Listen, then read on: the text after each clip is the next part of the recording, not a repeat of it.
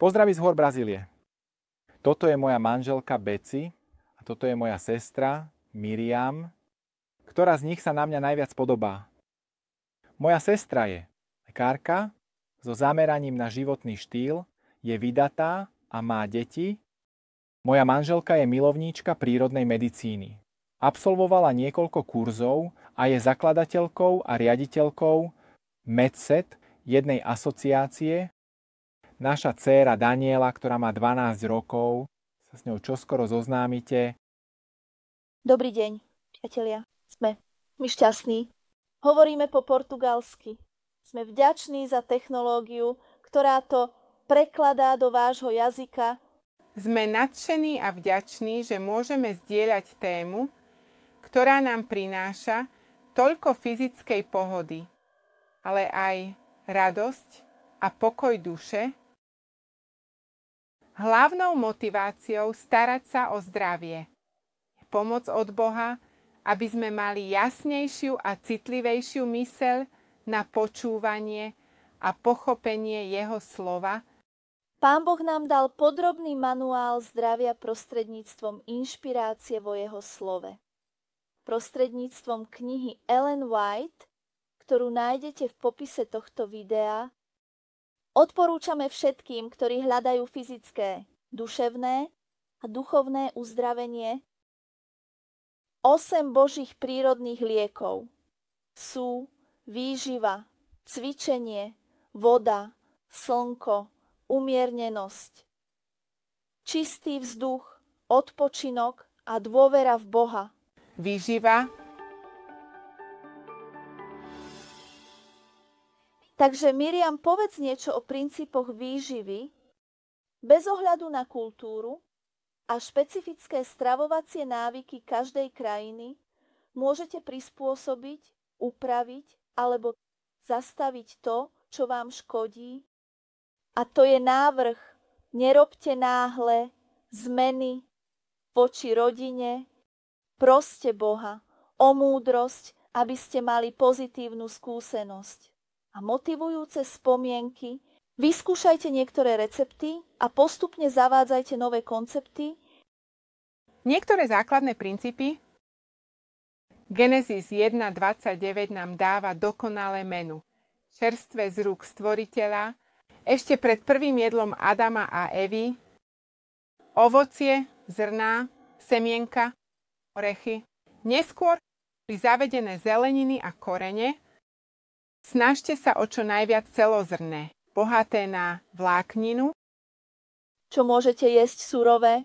Snažte sa to jesť surové. Vláknina znižuje riziko srdcových chorôb, rakoviny, cukrovky a obezity. Kde získať vlákninu? Jedením čerstvého surového ovocia a zeleniny. Každý deň. Klíčenie zrn je skvelá voľba. Jedzte viac celozrnných obilnín, hnedú rýžu a celozrnný chlieb. Namiesto bieleho fazuľa, šošovica, orechy a semienka, listová zelenina a zelenina. Naplánujte si maximálne 3 jedlá, pričom prvé, áno, by malo byť najbohatšie, ako kráľ. Druhé jedlo, na začiatku popoludnia, ako princ. A ak je tretie jedlo na konci popoludnia, malo by byť ako jedlo žobráka. Ľahké a v malom množstve, ľahko stráviteľné. Ovocie je dobrá voľba. Opečený chlieb nejedzte medzi jedlami, len pite vodu. Pre lepšie trávenie by mali byť medzi jedlami prestávky 5 hodín. Väčšina ľudí by sa cítila oveľa lepšie. Len s 2 jedlami ráno a jedným na obed blízko k poludňu, najmä ak máte sedavejší životný štýl. Dostatočné telesné rezervy doma jeme o 8 ráno a o 2 popoludní. Množstvo, ktoré nás uspokojí a dodá energiu. A vždy je zaujímavé urobiť si o jedle prechádzku na trávenie pomáha znižovať hladinu glukózy v krvi. Teraz otázka, čo ak nebudem mať peniaze na kúpu mäsa alebo na malú krávičku, na mlieko?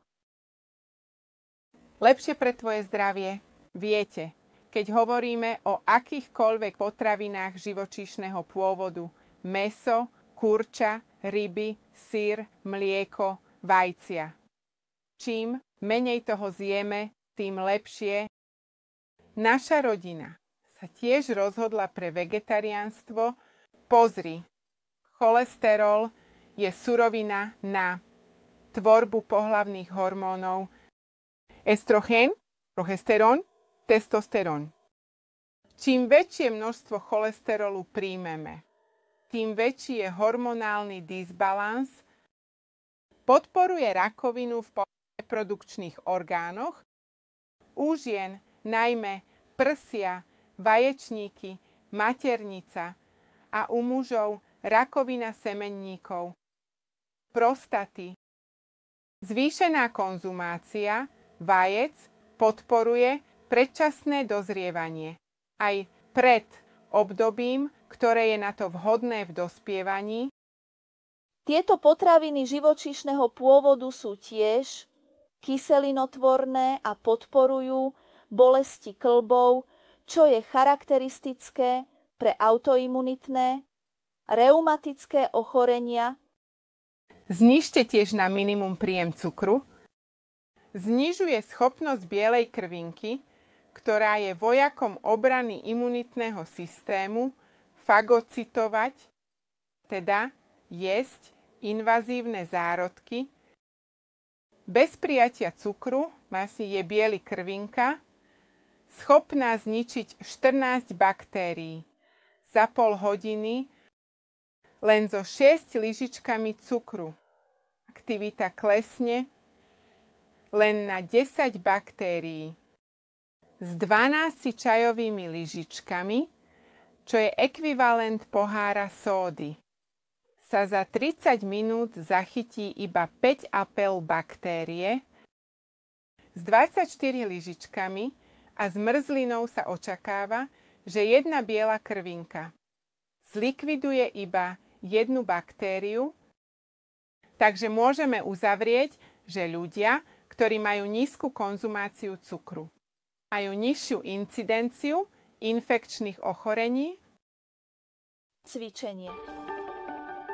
Veľmi dobrým príkladom cvičenia, ktoré robí veľmi dobre, je môj manžel. Rád robí fyzickú prácu. Po tom, čo študoval v Kseniari vo Švajčiarsku, išiel do Brazílie a teraz sadí veľa banánovníkov. Už od mladosti som mal rád behanie, keď som mal 14 rokov. Rád som behal, robil som kooper, takže som si dával ciele a myslel som si, že keď ten automobil, ktorý ide, dorazí ku mne, musím byť pri tom stĺpe. Takže mi to dávalo dodatočný impuls.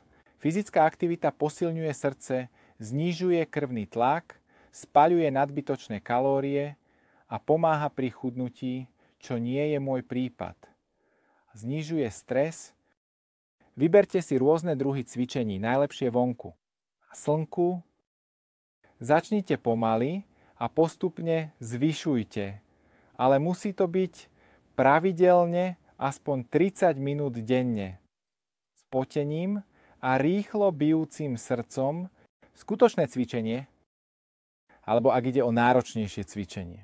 Môže to byť 2-krát alebo 3-krát do týždňa vo Švajčiarsku, kde som žil v mladosti. Často prší, takže som rád chodil plávať do krytého bazéna, ale vonku, na slnku, v záhrade a zapojený do užitočnej činnosti. Je to odmeňujúce, môžeme zbierať dobré plody. Je tiež dobré ísť sa prejsť hneď po jedle, pretože to pomáha jedlu lepšie sa usadiť. Ďakujem, Daniel. Po intenzívnej činnosti telo žiada vodu.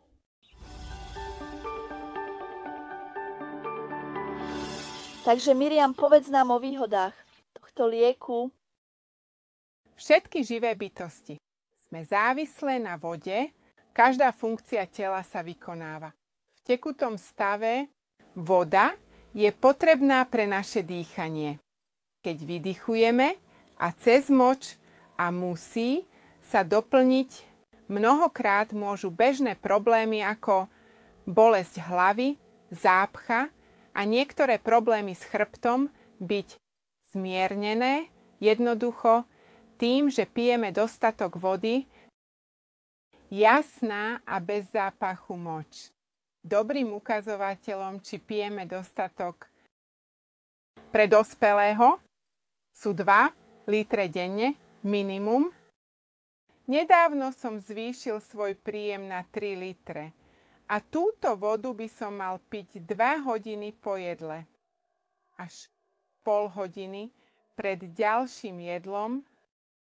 Páči sa mi táto rutina. Hneď po prebudení, až pol hodiny pred raňajkami, si naplánujte vypiť 2 až 4 poháre vody. Medzi raňajkami a obedom ďalšie 2 až 4 poháre a 2 hodiny po obede začni znova piť. Snaž sa vypočítať posledný pohár tak, aby si ho mal dávno pred spaním, aby si nemal veľmi prerušenú noc. A čo používanie pitnej vody? Honku, Miriam, myslím, že je to téma, ktoré máš rád, studená voda. Áno, ale po niekoľkých minútach kúpela v teplej vode, nakoniec denná sprcha, keď je to možné, je veľmi osviežujúca. A rád povzbudzujem kontrastné sprchy s niekoľkými výmenami teplej vody, 2 až 3 minúty, a studenej, ktorá by mala byť kratšia od pol minúty do 1 minúty.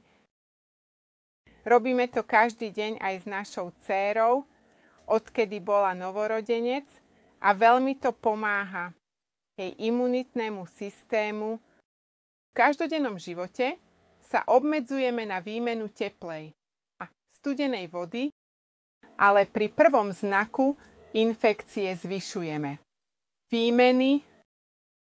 Urob si trenie tela s rastlinným olejom, najmä v oblasti bedier. Tento mechanický podnet uvoľňuje hormóny šťastia. Lusalar Daniela.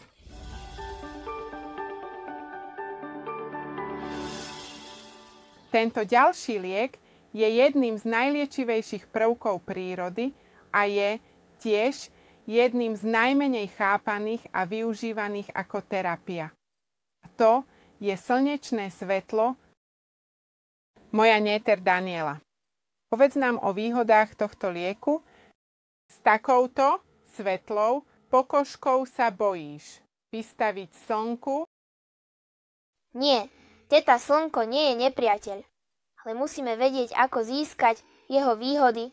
Ľudia so svetlou pokožkou, ako ja, by mali začať s 10 minútami a postupne zvyšovať, aby si pripravili pokožku na to, aby mohla prijať dobré množstvo slnka priamo na pokožku. Vždy by sme mali byť veľmi opatrní. By sme sa nespálili. Vieš, že aj strava súvisí s reakciou na slnko. Má nízky obsah tuku, bielkovín. Boli vykonané štúdie s králikmi, pričom jedna skupina bola vystavená diete zo surovej zeleniny a druhá skupina bola krmená krmivom bohatým na tuky. Živočíšne bielkoviny takže vystavili obe skupiny ultrafialovým lúčom a králiky na tučnej strave. Vyvinuli rakovinu kože. Králiky na diete zo surovej zeleniny zostali chránené. Ľudia s diétou bohatou na tuky vyvíjajú rakovinu kože rýchlejšie. To je škoda, ale je to veľmi zaujímavé. Králiky tiež ťažia. Z diety bohatej na vlákninu, ako je tráva a slama. A ďalší dôležitý aspekt je, aby oči dostávali plné spektrum svetla Takže trávi čas vonku bez okuliarov alebo kontaktných šošoviek. Ja som tiež čítala, že slnečné svetlo znižuje krvný tlak, znižuje cholesterol a ničí baktérie a vírusy. A možno najviac diskutované v poslednej dobe je, že premieňa cholesterol priamo pod kožou. Vitamín D. A dnes má väčšina ľudí nedostatok vitamínu D? Áno, tento vitamín posilňuje kosti, pomáha predchádzať cukrovke, rakovine, kardiovaskulárnym chorobám, zlepšuje našu imunitu, pretože pri vystavení slnku sa zvyšuje počet bielých krviniek, tých obranných vojakov, a zabíjajú vírusy a baktérie. A je to skvelý liek proti depresii. Teraz sa porozprávame o ďalšej téme, ďalšom lieku, umiernenosti.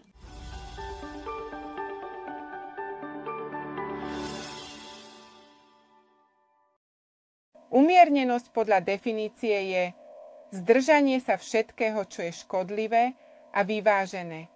Používanie toho, čo je dobré. Nielen v stravovaní alebo vystavení slnku, ale vo všetkých zvykoch. Cigaretový dym škodí prakticky každému orgánu vo vašom tele. Väčšina dopravných nehôd súvisí s užívaním alkoholu. Tí, ktorí pijú nejaký alkohol, majú väčšiu šancu používať nelegálne drogy. Káva je populárna droga, legálna a samozrejme návyková. Nahraďte staré zvyky lepšími. Získajte podporu od rodiny a priateľov.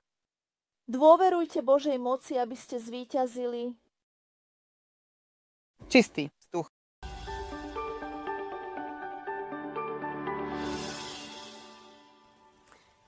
Môžeme žiť týždne bez jedla, dni bez vody, ale len pár minút bez vzduchu, bez kyslíka. Beci, určite si musela cvičiť dýchanie, aby si mohla hrať na priečnú flautu. Boh nás požehnal toľkým čistým vzduchom tu v horách. To vitalizuje krv, uvoľňuje myseľ, zabíja zárodky, pomáha čistiť pľúca. Dýchaj nosom, nefajči a vyhýbaj sa miestam s znečisteným vzduchom. Majte svoje telo vzpriamené a sleduj svoju pozíciu na stoličke. Nebuď zamračený. Majte okná vo svojej izbe otvorené. Výhody hlbokého dýchania. Uvoľni telo, okyslič mozog pre jasné myslenie, pomáha predchádzať respiračným infekciám. Vyvoláva hlboký spánok, keď pocítiš, že sa začínaš prechladzovať. Skús dýchať hlboko 10 minút, až kým ti nezačne brnieť pleť na tvári a rukách.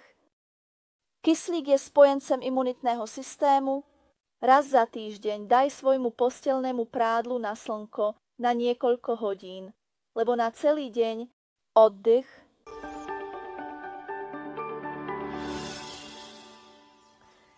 Vieš tajomstvo veľmi účinnej pleťovej masky? Zaznamenaj. Dobrý spánok. Čo ešte, Daniela? Nemusíš si láhnuť a spať, aby si oddychla. Už len zmena v rutine robí niečo iné ako predchádzajúca činnosť. Už podporuje uvoľnenie. Takže nosenie kameňov po ťažkej hodine matematiky je uvoľňujúce. Presne tak. Po nosení kameňov si môžeš oddychnúť čítaním knihy. Takže striedanie medzi fyzickou a duševnou prácou je jedným zo spôsobov, taktiež prechádzka krásou lesa. O intenzívnom strese?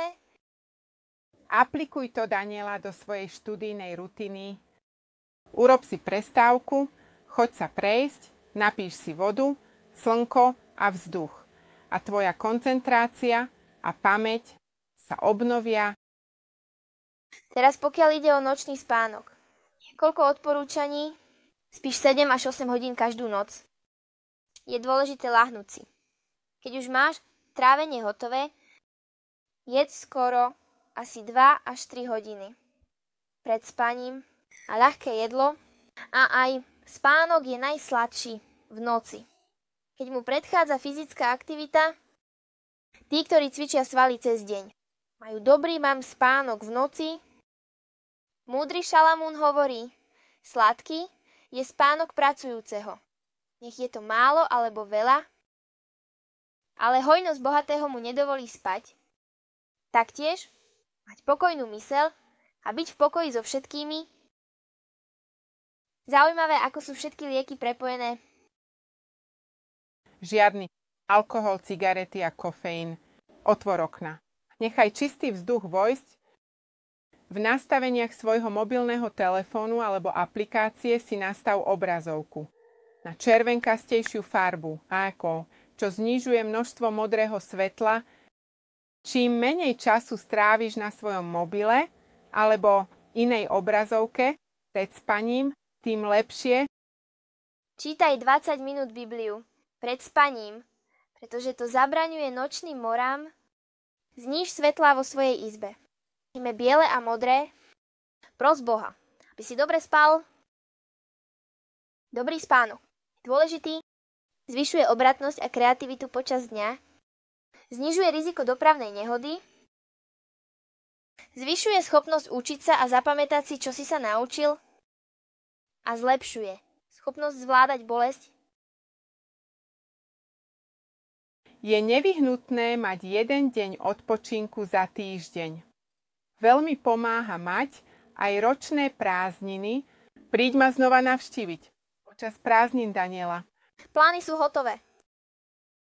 Dôverujte Bohu.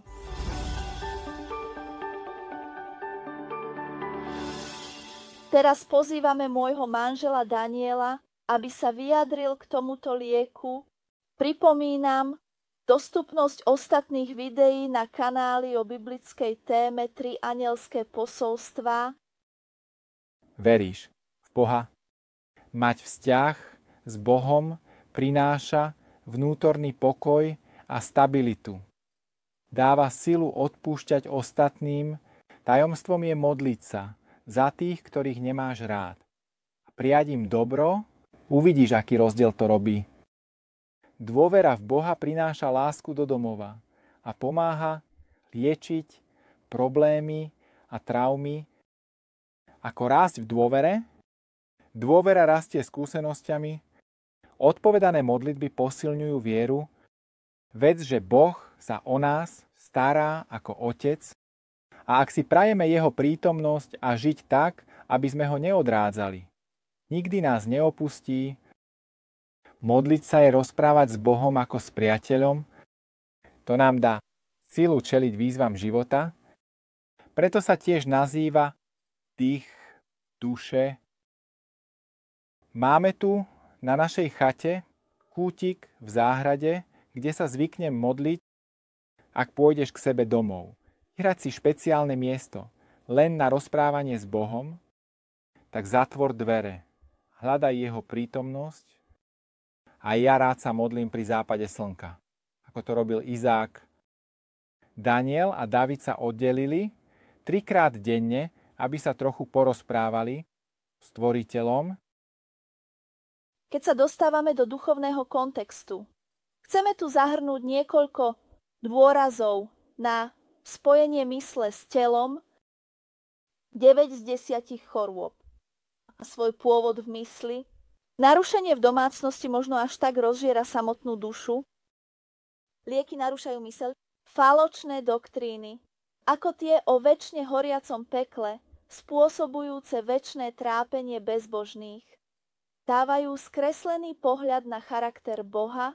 Náboženstvo Krista, ďaleko od toho, aby spôsobovalo šialenstvo, je jedným z jeho najúčinnejších liekov, mocným upokojujúcim prostriedkom pre nervy.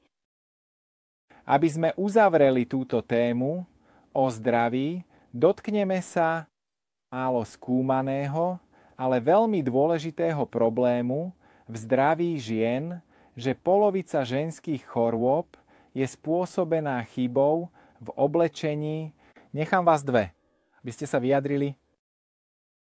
Naozaj už ťa tvoj lekár vypočúval. Hľadom tvojho oblečenia zriedkavo súhlasí. Ale táto absencia neznižuje dôležitosť zohľadniť niektoré úvahy. Najprv, dokonalé zdravie si vyžaduje dokonalú cirkuláciu. To sa však nedá dosiahnuť, keď sú končatiny, ruky a nohy, ktoré sú vzdialené od životne dôležitých orgánov, studené a nechránené kvôli nedostatočnému oblečeniu, kým 3 alebo 4 krát viac oblečenia je používané na trupe, kde sú životne dôležité orgány, čo spôsobuje preťaženie srdca, žalúdka, pečene a panvových orgánov nadbytkom krvi. Po druhé, každý kus oblečenia by mal byť prispôsobený telu tak, aby nebránil cirkulácii krvi ani voľnému a plnému dýchaniu, nechať na pokožke žiadne stopy. A tiež podporovať voľné pohyby a správne držanie tela. Všimnite si dokonca vašu spodnú bielizeň. Ako dolnú, tak aj hornú by nemala brániť správnej cirkulácii. Po tretie, návrh, tiež biblický, v Deuteronómiách 22, verši 5. Ide o to, že namiesto nosenia tak populárnych džín, ktoré majú tendenciu udržiavať intimnú oblasť vlhkú a dusnú, bude zdravšie nosiť špecifický ženský kúsok, ktorým je šaty alebo sukňa, čo lepšie podporuje ventiláciu v kombinácii s hygienickými návykmi. Snižuje vážne gynekologické a močové problémy medzi mnohými inými. Nakoniec, určite je to len náznak tém, na ktorých môžeme a mali by sme prehlbovať naše štúdium a zamyslenie. Nech sa stane vôľa Božia. Ak je to tvoja túžba, drž sa tohto sľubu. Boh je ten, ktorý pôsobí v nás, ako chcieť, tak aj konať.